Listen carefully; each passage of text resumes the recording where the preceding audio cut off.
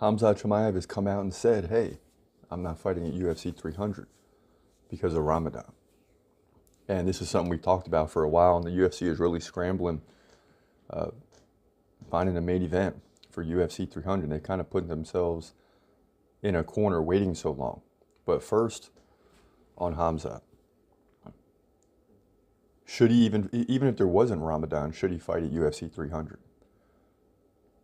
They keep making the guy wait and wait and wait and wait and wait. So imagine they call up Khamzat Chimaev and they say, hey, we need you to fight in 2 months. I'd be like, screw you. I'm not fighting in 3 months or 2 months or a month and a half or next week. This guy's been waiting for a fight forever, so why should he then rush to take a fight to help the UFC out when the UFC is doing nothing for him? Okay, they gave him Gilbert Burns, okay, Usman, and Usman benefited the UFC, not Khamzat. Didn't benefit Khamzat at all because people still question the ranking because he wasn't a ranked fighter in the middleweight division. So you have all this going on. It's no surprise that Khamzat won't fight at UFC 300 because of Ramadan.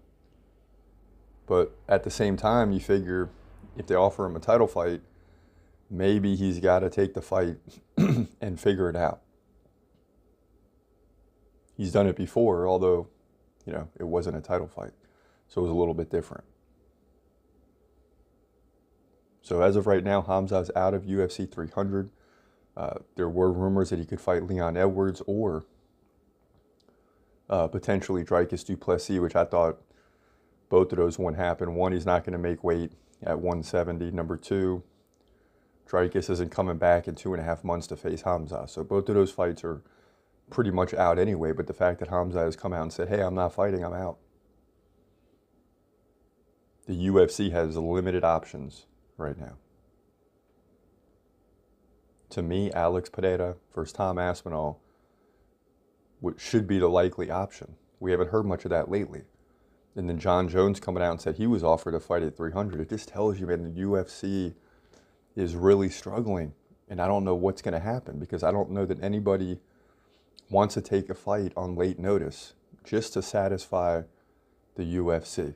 Which again brings me back to the point that the UFC is going to have to come out of pocket on this one. And the longer they wait, the more they got to come out of pocket. That's just the way it is. We'll leave it at that for now. This is your boy Chris Cross. This is the TCMMA podcast.